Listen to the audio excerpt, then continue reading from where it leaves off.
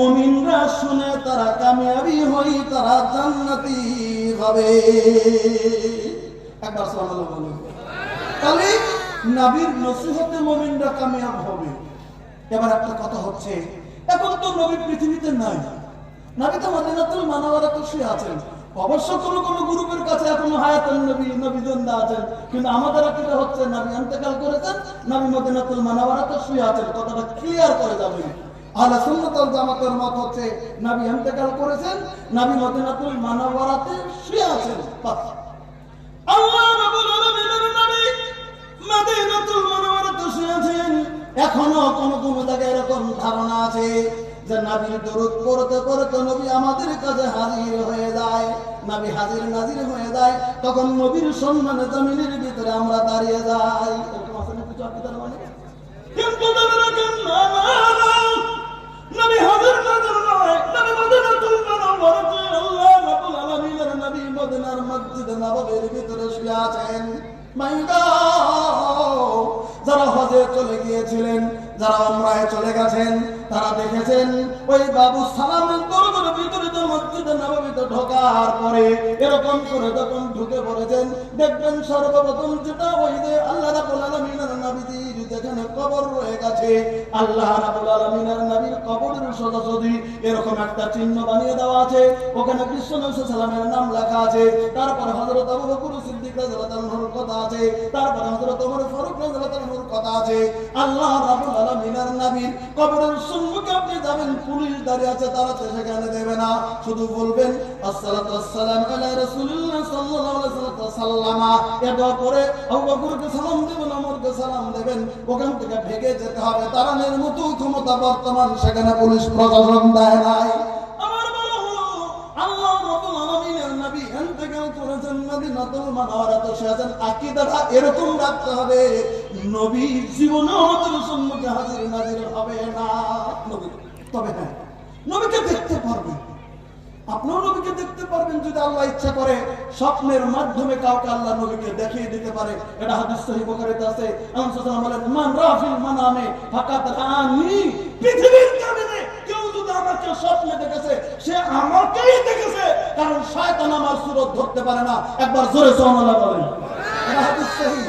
কেউ যদি স্বপ্নে কোনোদিন আপনাকে কেউ এসে বলে দেয় আমি তোমাদের আখিরি নবী, তাহলে জেনে রাখবেন উনি অরিজিনালি আমাদের নবী। কথাটা খুব ক্লিয়ার রাখবেন।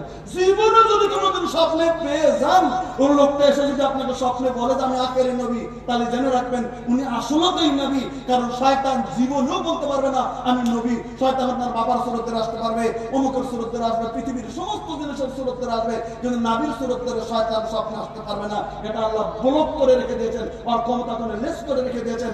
স্বপ্নে যদি কোনোদিন নবী পরিচয় দেয়, তাহলে যেন উনি নবী দেখতে পারবেন স্বপ্নের জগতে। কিন্তু এমনি ডাইরেক্ট নবী আমাদের কাছে আসবে, এরকম তথ্য পৃথিবীর কোন কোরআন হাদিসের ভিতরে নাই যে নবী হায়াতুন নবী আর নবী আমাদের কাছে উপস্থিত হবে, আমরা নবীকে দিকে সম্মান দাঁড়িয়ে যাব। এটা অন্যায়, এটা কোনোদিন শরীয়তে এই কথাটা এলাও করে না, মুখস্থ রাখবেন। এবার আসুন, সেই আল্লাহ রাব্বুল আলামিনের নবী আমার পৃথিবীর জমিনের ভিতরে নাই, নবী নসিহত করার জন্য আমাদের কাছে এখন চলে আসবে না, তাহলে নসিহত কে করে যাবে? নবীর ওয়ারিসকে পৃথিবীর জমিনে as-Sahihul বুখারী প্রথম খণ্ড কিতাবুল ইলম দেওবন্দের সাফা যদি হয় 16 নম্বর সাফাতে ভারতবর্ষের সব বুখারী আরবিগুলি একই লিখতেছে, বা সাহারানপুরের সাফা, ওই সাহারানপুরের সাফার বুখারীতে 16 নম্বর পেজে এই ইমাম বুখারী রাহমাতুল্লাহ বাপ বেঁধেছেন। ওই বাপ বান্ধার পর ওখানে লিখেছেন ইন্নাল উলামা হুম ওয়ারাসাতুল আম্বিয়া। আল্লাহ রাব্বুল আলামিনের নবীর কথাটা ইমাম বুখারী রাহমাতুল্লাহ বলে দিয়েছেন। বলে কি নিশ্চয় এই পৃথিবীর হাক্কানি উলামা কেরামগুলি, যারা হাক্কানি উলামা, তারা হচ্ছে সমস্ত আম্বিয়া কেরামের তারা ওয়ারিস। শুধু আমাদের নবীর নয়, সমস্ত উলামা কেরামের ওয়ারিস হচ্ছে পৃথিবীর জমিনের ভিতরে হাক্কানি উলামা। তাহলে নবী যদি নাই, নবী যদি শুয়ে আছেন মদিনায়, নবীর ওয়ারিসরাই পৃথিবীর জমিনে দিনের মিশনটা চালিয়ে যাবে। তাই তো আজকে পৃথিবীর জমিনের মানুষ আমরা উলামা কেরামকে ডাক দিয়ে দূর দূর থেকে হাজির করে তাদের নসিহত জমিনের ভিতরে আমরা শুনে যাই, কোনটা হালাল, কোনটা হারাম, কোনটা জায়েজ, কোনটা নাজায়েজ, কোনটা সত্য, কোনটা মিথ্যা, কোনটা শরীয়তের কথা, কোনটা বানানোর বানোয়াট ফাটাফাটি কথা আমরা জামিনের ভিতরে ওলামা কেরামের মুখে আমরা শুনে যাই, আমরা শুনছি জামিনের ভিতরে। তাহলে ওলামা কেরাম দ্বীনের নসিহত করবে। এখন আপনি কতটুকু এলেম থাকলে আপনি নসিহত করতে পারবেন, এই কথাটা ক্লিয়ার করবেন আজকে। আপনাকে কতটুকু এলেম লাগবে দ্বীনের নসিহত করতে গেলে? মাদ্রাসার পৃথিবীর কোন মাদ্রাসা থেকে আপনাকে ফারিক হতে হবে যদি আপনি দ্বীনের নসিহত করতে চান পৃথিবীর কাউকে? আল্লাহ রাব্বুল আলামিনের নবী বললেন না কোন মাদ্রাসার ফারিকের দলিল দেওয়া হলো না। আল্লাহর নবী বললেন, সহিহ মুসলিমের মুকদ্দমে হাদিস জানা হয়েছে, মিশকাত শরীফে কিতাবুল ইলমে কিতাবুল ইলম হাদিস নাম্বার 1, আর বুখারীতে কিতাবুল শেষের দিকে হাদিস জানা হয়েছে। আল্লাহ রাব্বুল আলামিনের নবী বললেন, বাল্লিগু আন্নি ওয়ালাউ আয়া, আমি বিশ্বের নবী বলে দিলাম আমার তরফ থেকে একটা কথা যদি তুমি জানো, একটা নিদর্শন যদি জানো, একটা আয়াত যদি জানো, অন্যের কাছে এই কথাটা তুমি পৃথিবীর জমিনের ভিতরে তুমি পৌঁছে দিয়ে দাও। আমার তরফ থেকে একটা নিদর্শন তুমি জানো, এটা অন্যের কাছে পৌঁছাও। একটা মাসলা তুমি জানো, কারো জানে না তাদের কাছে পৌঁছে দাও। তাহলে একটা হুকুম যদি আপনি এখানে জানেন, যারা জানে না তাদের কাছে পৌঁছানোর দায়িত্ব আপনার আছে। চার দোকানে শুধু পচা গল্প করে সময় কেন কাটাচ্ছেন? অনেক মানুষ আছে সকালবেলা চার দোকানে ঢুকবে, 10টা পর্যন্ত সেখানে থাকবে, তার মধ্যে 12টায় বাড়ি আসবে, খালি পচা গল্প, খালি পচা গল্প, খালি পচা গল্প, দাড়ি পেকে গেছে তো পচা গল্প সামনে জমিনে। এরকম খাসলতের 2-4 আছে না নাই বলেন? চার দোকানে এত পচা গল্প কেন করে গেছেন? এই মুখটাকে একটু সিলাই করুন। আল্লাহ রাব্বুল আলামিনের নবী বলেন, সাহাবীরা তোমরা শুনো, আমি বিশ্বের নবী তোমাদেরকে জানিয়ে দিলাম, মান কানা ইউমিনু বিল্লাহি ওয়াল ইয়াউমিল আখির ফালইউকরিম যায়ফা। হাদিসটা বুখারী শরীফের ইবারত। আল্লাহ রাব্বুল আলামিনের নবী বলেন, মান কানা ইউমিনু বিল্লাহি ওয়াল ইয়াউমিল আখির ফালইউকরিম যায়ফা। পৃথিবীর জমিনে আল্লাহর প্রতি যদি ঈমান এনে থাকো, কঠিন কিয়ামতের দিনের প্রতি যদি ঈমান আনো, তাহলে ফালইউকরিম যায়ফা, পৃথিবীর জমিনে মেহমানদেরকে তোমরা কদর করিও। তারা যেন মেহমানকে কদর করে। যারা পৃথিবীর জমিনে আল্লাহর উপর ঈমান এনেছে, কঠিন কিয়ামতের দিনের প্রতি ঈমান এনেছে, তারা যেন মেহমানকে কদর করে। একটা হুকুম দিলেন নবী। নাম্বার 2, ফামান কানা ইউমিনু বিল্লাহি ওয়াল ইয়াউমিল আখির ফালা ইউজা জারা। আমি আল্লাহ রাব্বুল আলামিনের নবী বলে দিলাম, পৃথিবীর জমিনে কেউ যদি পৃথিবীর জমিনের ভিতরে আল্লাহর প্রতি ঈমান এনেছো, কঠিন কিয়ামতের দিনের প্রতি ঈমান এনেছো, ফালা ইউজা জারা, তোমার জীবনে তুমি কোনো তোমার পড়শি মানুষকে কষ্ট দিও না। আজকে আমাদের গ্রামগঞ্জে পড়শিকে কষ্ট দেব না, ভয়ে ভয়ে ঝগড়া, চাচা ভাতিজা ঝগড়া, বাপ বেটা ঝগড়া, স্বামী স্ত্রী ঝগড়া, শাশুড়ি বৌমা ঝগড়া, একবারে আরেকবারের সাথে ঝগড়া, একবারে আরেকবারে সীমানার খোঁড়া তুলে দিছে, আরেকজনের বেড়া আরেকজনে নিয়ে গেছে, আরেকজনের 10 বেড়া আছে, আরেকজনের খোঁড়া করেছে। এরকম খাসলত আছে না নাই? আচ্ছা, আমার ভাষাকে আপনারা বুঝতেছেন? মধ্যে মধ্যে কাল আমি ইচ্ছা করে আসামের বাইরে ভাষা করতেছি, ইচ্ছা করে করতেছি। আমি মিলান পারবো বাংলা, তাও করতেছি। আর আমারটাই শোনেন, খেলে আপনার কথা শুনেন, আমারটা কিছু শুনবেন না, আমারটাও কিছু। আচ্ছা, তাহলে আমারটাও কিছু শোনেন, খালি আপনারটাই শুনবেন, আমারটাও কিছু শোনেন। এত দূর থেকে আছি, আমারটা আমি ছেড়ে থাকতে হতে ওই জন্য। তাহলে আবার বলা গেল যে ফালা ইউজা জারা, তাহলে পৃথিবীর জমিনে কাকে কষ্ট দিতে হয় না, পড়শিকে কষ্ট দেওয়া যায় না, শরীয়তে নিষিদ্ধ করেছেন। পড়শিকে কোনোদিন কষ্ট দিবেন না, কিন্তু পড়শি মাথায় বাড়ি দেবেন, পড়শির সাথে ঝগড়া করবেন, পড়শির সাথে বিবাদ করবেন, খেতের আইনে ঠেলাঠেলি করবেন, খেতের আইনে ঠেলাঠেলি করবেন। কত ঠেলাঠেলি করবেন সারা জীবন? অন্যের খেতের যদি একটা খোঁটা যদি নড়াচড়া করে দেন, বেশি না তো, বেশি নড়াচড়া করতে হবে না। আল্লাহ নবী সাল্লাল্লাহু আলাইহি ওয়াসাল্লাম ফতোয়া দিয়েছেন, একটু খালি দয়া করে হিসাব করে শুনে নেন। জীবনে খেতের আল ইচ্ছা করে নড়াচড়া করিয়েন না, জীবনেও না। বলবেন কেন? আল্লাহ নবী একটা ফতোয়া দিয়ে গেছেন আজ থেকে 1450 বছর আগে। নবী বললেন, মান মান আকাযা শিবরাম মিনাল আরজি যুলমান তাওয়াকু ইয়াউমাল কিয়ামাতি সাফারদিনা। আল্লাহ রাব্বুল আলামিন আর নবী সাল্লাল্লাহু আলাইহি ওয়াসাল্লাম বলে দিলেন, পৃথিবীর জমিনে তোমাদের মধ্যে কেউ যদি অন্যের জমি 1 হাত নয়, 2 হাত নয়, 10 হাত নয়, 20 হাত নয়, 1 বিঘা নয়, 1 বিঘা নয়, জোর করে নয়, শুধু এক বিঘত জমি সাফর শিবরান শব্দের অর্থ হচ্ছে এই যেটা আমরা মাপতেই এক হাত নয় আধা হাত, আধা হাতের নিচে 4 আঙ্গুল থেকে শুরু করে আধা হাতের নিচে যে মাপটা বলা হয় এক আরবিতে বলা হয় শিবরান। পৃথিবীর জমিনে এই আধা হাতের নিচে 4 আঙ্গুলের সমপরিমাণ জমি ইচ্ছা করে যদি কোনো মানুষের তা জুলুম করে যদি দখল করে নিয়ে নেন, অন্যের জমিতে খোঁটা গেড়ে দিয়েছেন, দখল করে নিয়েছেন, কোদাল দিয়ে ক্ষেতের আল ছেটে দিয়েছেন, আপনি জানেন আমার না তাও ছেটে নিয়েছেন, 2 কোটা দাম আমার বেশি হবো তাই ছেটে নিয়েছেন। জেনে রাখেন আল্লাহ রাব্বুল আলামিনের নবী বললেন তুমি যে এরকম করে 4 আঙ্গুল জায়গা তুমি নিয়ে নিয়েছো, কঠিন কিয়ামতের দিন তোমার গলার ভিতরে সেদিন পেঁচিয়ে দেওয়া হবে। 4 আধা জমি নিয়েছিলে, 4 আঙ্গুল নিয়েছিলে, আজকে তুই বুঝে দেখ তোর কেমন থাকে। গরিবেরটা নিয়েছেন অত হাউস কেন এত হাউস নিজের বেটা বেটির জন্য করে যাচ্ছেন? কার জন্য করছেন? আপনার জন্য নয়। আপনি ভেবেছেন 2 কোটা বেশি হলে 4টা ধান বেশি হবো, আমার বেটা বেটি দেখামু, আনন্দ করবো, উৎসব করবো, মালদা যাবো, মুর্শিদাবাদ যাবো, কলকাতা যাবো, আসাম যাবো, দৈনিকরা ঘুরবো। ওই 2 কোটা দাম নিজের সীমানায় থাকেন, ইচ্ছে করে যাইয়েন না।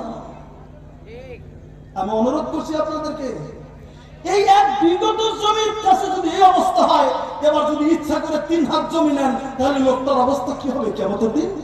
চিন্তা করে দেখবেন। জীবনে আল্লাহ রাব্বুল আলামিনের নবী বললেন তুমি যদি আল্লাহর প্রতি মানে না থাকো, কঠিন কিয়ামতের দিনের পথে যদি মানে না থাকো, তাহলে পৃথিবীর জমিনের ভিতরে তুমি তোমার পড়শিকে কষ্ট দিও না। এত সুন্দর করে রাসূল সাল্লাল্লাহু আলাইহি ওয়াসাল্লাম বুঝিয়ে দিয়েছেন। নবী বলেছেন এই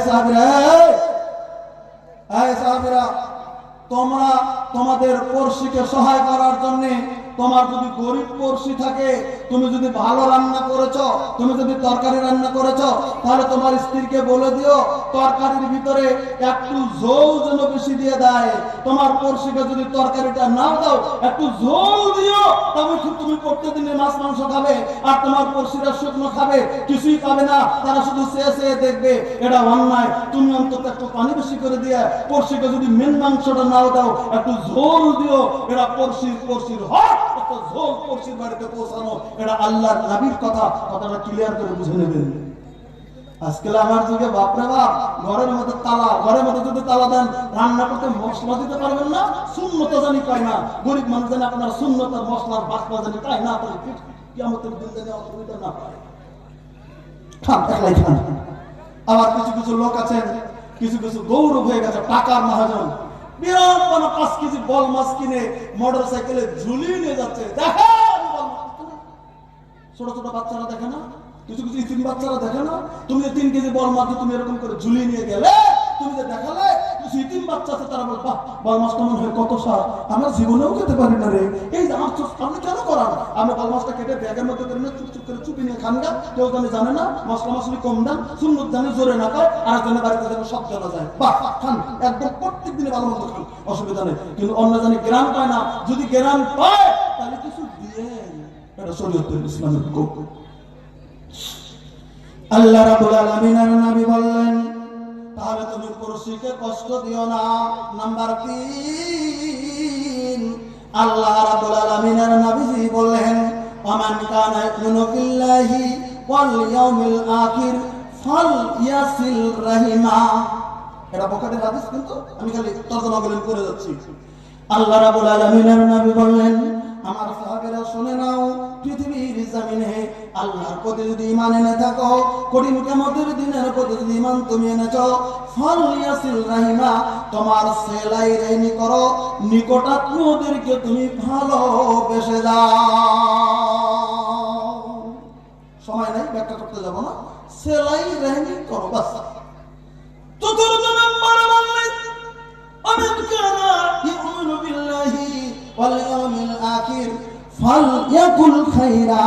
আল্লাহ রাব্বুল আলামিনের নবী বললেন তুমি যদি আল্লাহর প্রতি ঈমান এনে থাকো, কঠিন কিয়ামতের দিনের প্রতি ঈমান এনে থাকো, ফালইয়াকুল খাইরা, পৃথিবীর জমিনের ভিতরে মানুষের কাছে তুমি ভালো ভালো কথাগুলি তোমার জবান দিয়ে বলিও।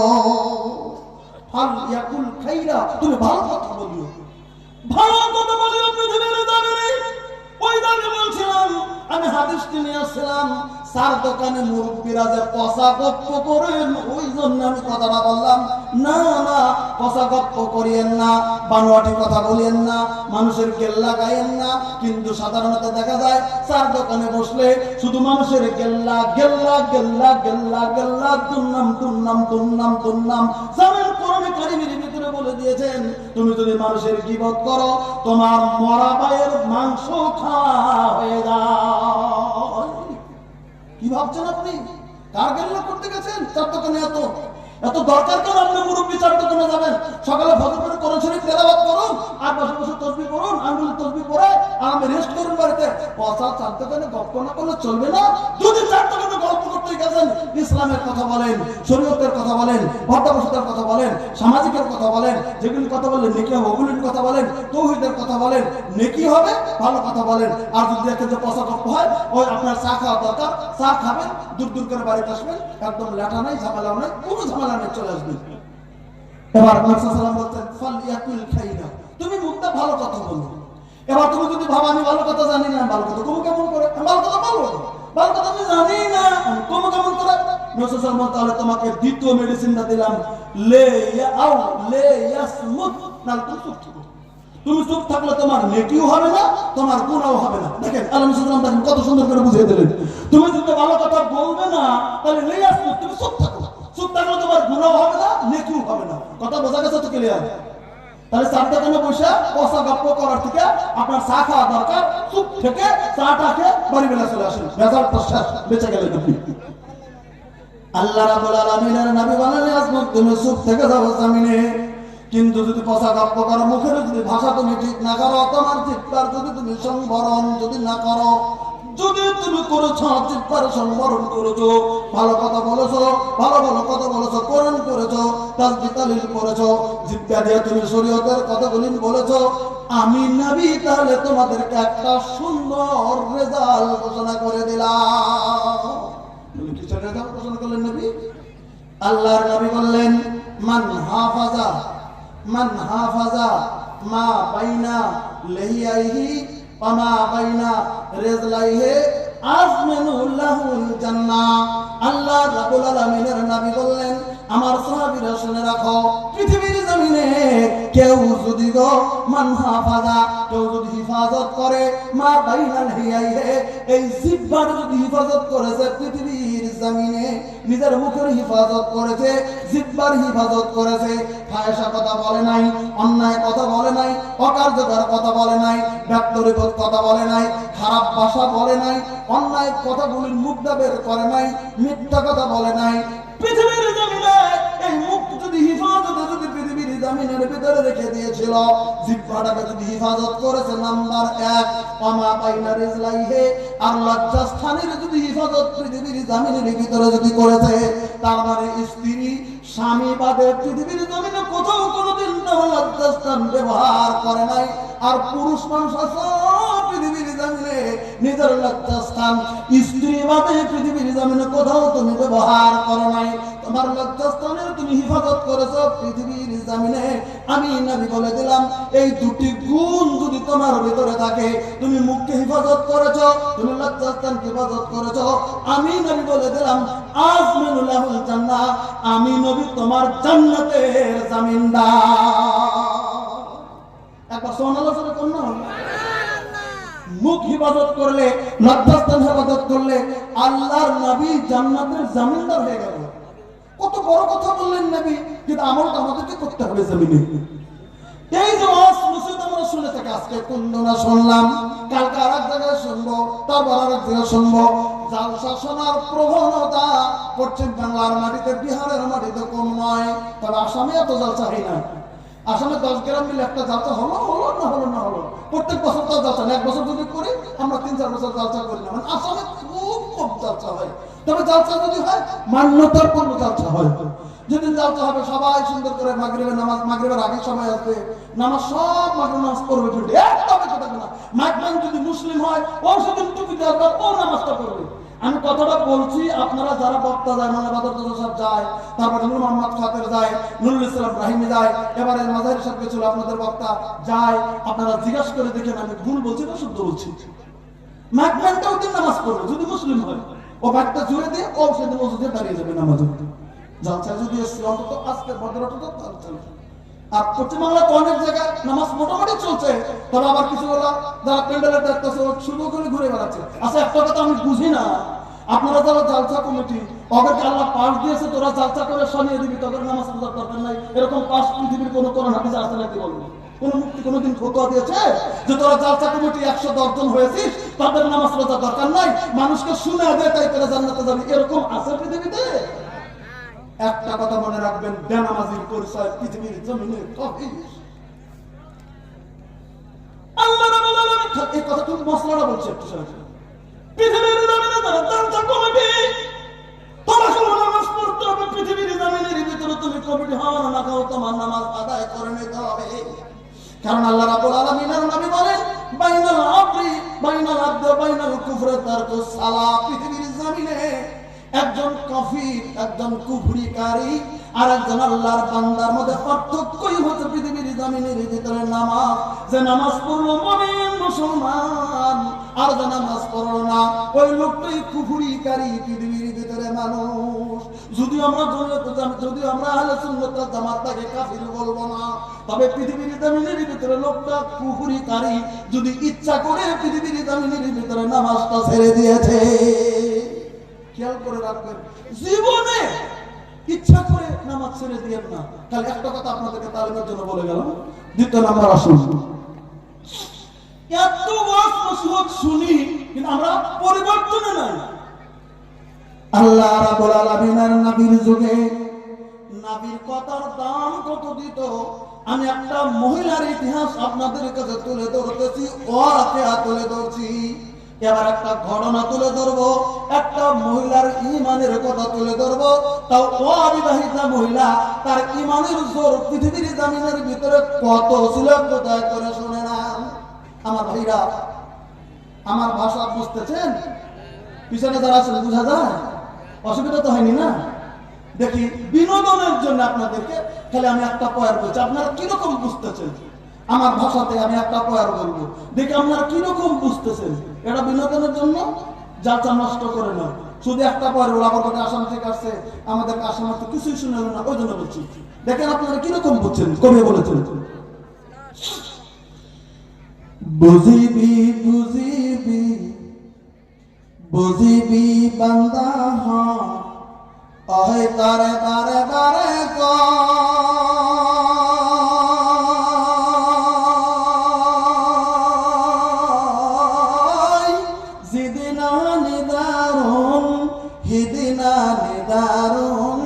হিদিনা বুঝিবি তয় ও বান্দা হক, হিদিনা বুঝিবি তয়। বুঝছেন? কিছু কিছু কিছু বুঝছেন, হালকা একটা করে শব্দ বুঝছেন, কিন্তু কথাটা খুবই ভালো। কোরআনের আয়াতের তর্জমা শুধু অসমীয়াতে করা হয়েছে। বুঝিবি বুঝিবি বুঝিবি বান্দা হক, ওহে তারে বারে বারে কইব।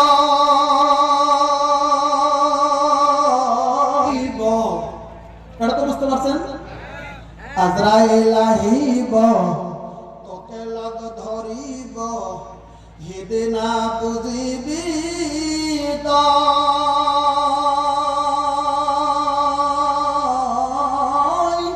যাব হে লাগিব ওয়াকলে ওয়াকলে, যাব হে লাগিব ওয়াকলে ওয়াকলে, সাইতা কিব রই রই, হিদিনা বুঝিবি তয়।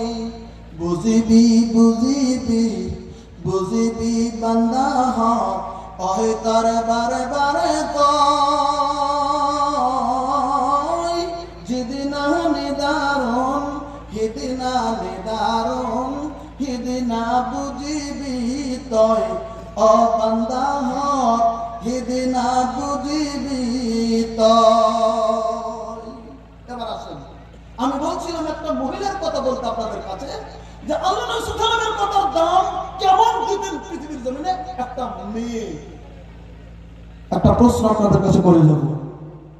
আল্লাহর নবী মক্কা থেকে হিজরত করে কোথায় গিয়েছিলেন? মদিনাতুল মুনাওয়ারা। মদিনাতুল মুনাওয়ারাতে আমার বিশ্বর নবী মক্কা থেকে হিজরত করে মদিনাতুল মুনাওয়ারাতে তিনি চলে যায়। মদিনার মানুষগুলি আল্লাহ রাব্বুল আলামিনের নবীকে জায়গা দিয়েছিলেন, খেতে দিয়েছিলেন, সবকিছু দিয়েছিলেন। ওজন্য মদিনার মানুষগুলিকে আল্লাহ রাব্বুল আলামিন পবিত্র কোরআনে আনসার বলে ডাক দিয়েছেন। কারণ মদিনার মানুষ সহায়কারী, ইসলামের সহায় করেছেন, নবীর সহায় করেছেন। ওজন্য মদিনার মানুষগুলিকে আল্লাহ তাআলা আনসার বলে ডাক দিয়েছেন। তাহলে মদিনার মানুষ আনসার। আর যারা হিজরত করে মক্কা থেকে মদিনায় গিয়েছিল তাদেরকে আল্লাহ তাআলা বলেছেন মুহাজির। তাহলে একদল হলো মুহাজির আর একদল হলো আনসার। ওই জন্য মদিনার মানুষগুলো আনসারি সাহাবী। খুব সহায় করেছিলেন তারা ইসলামের জন্য। বাড়ি দিয়েছিলেন, জায়গা দিয়েছিলেন, জমি দিয়েছিলেন, খেতে দিয়েছিলেন, সম্পদ সব কিছু মোটামুটি দিয়েছিলেন। ওই জন্য তাদেরকে আল্লাহ আনসার বলে ডাক দিয়েছেন কোরআনে। আচ্ছা যাক, এবার একটা প্রশ্ন করবো, তারা এত দিলেন তাই বলে আপনারা কি ভাববেন যে মদিনার 100% মানুষ ধনী ছিল? না, মদিনাতুল মুনাওয়ারাতে গরিব মানুষও ছিল। মদিনাতুল মুনাওয়ারায় বলবেন কেমন করে কথাটা বলবেন? মদিনায় যেগুলো নাম শুনে সাহাবী ছিলেন তার ভিতরে আমি একটা সাহাবীর নাম আপনাদের কাছে উল্লেখ না করে পাচ্ছি না। একজন সাহাবীর নাম আমি উল্লেখ করছি, আপনাদের কাছে ভালো করে শুনে নেবেন। মদিনায় একজন সাহাবী ছিলেন, ওই সাহাবীর নাম ছিল হযরতে জুলাইবি রাদিয়াল্লাহু তাআলা আনহু।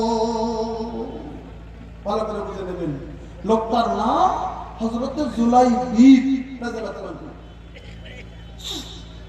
হযরতে জুলাইবি একটা মদিনার সাহাবী, একজন মদিনার লোক।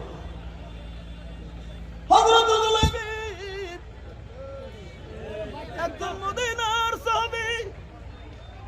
ওই সাহাবী হযরতে জুলাইবি রাদিয়াল্লাহু তাআলা পৃথিবীর জমিনে এমনই একজন সাহাবী ছিলেন হযরতে জুলাইবি,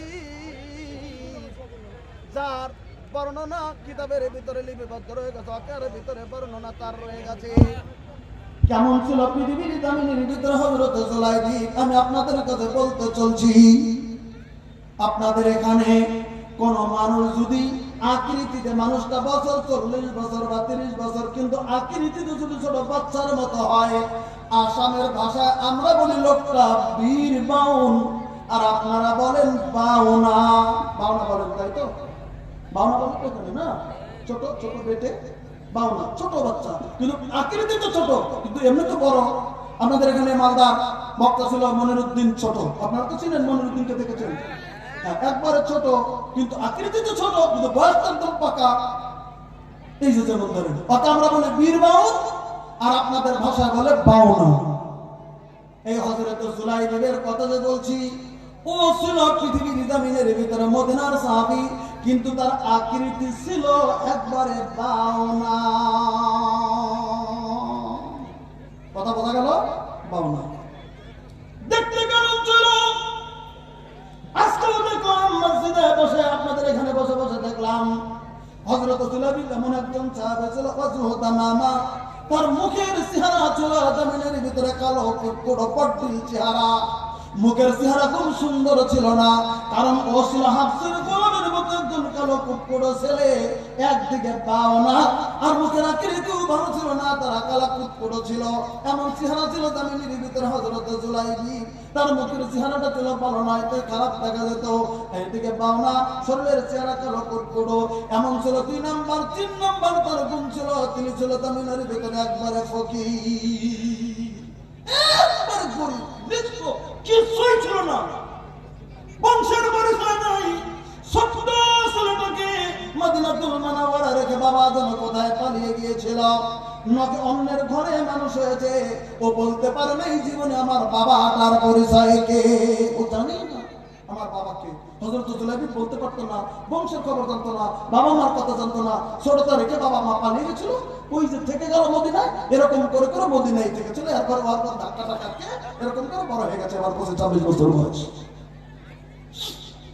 আল্লাহ রাব্বুল আলামিনের নবী মক্কা থেকে যখন মদিনাতুল মুনাওয়ারাতে চলে যায়, হযরত জুলাইবি ওই বাউনা ছোট্ট সাহাবীটা দূর দূর দূর দূর দূর দূর করে আল্লাহ রাব্বুল আলামিনের নবীর কাছে চলে যায়। নবী জি গো, আমার পৃথিবীর জমিনের ভিতরে কেউ নাই গো নবী, আমার বাবা নাই, মা নাই, আমি পরিচয় জানি না নবী গো, আমার সংসার সম্পত্তি কিছু নাই গো তর নবী আমার, আমি মানুষের দ্বারা জমিনের ভিতরে বেরিয়ে জমিনের ভিতরে খেতাম, তবে আমি আপনার দরবারে চলে এসেছি নবী গো, আমি আর পৃথিবীর কোথাও যেতে চাই না নবী, আপনি আমাকে কালেমা করে আপনি মুসলমান বানিয়ে দিন, আমি আপনার কাছে কাছে কাছে কাছে জমিনের ভিতরে থাকবো, আমি আর নতুন করে কোথাও আর যেতে চাই না গো নবী।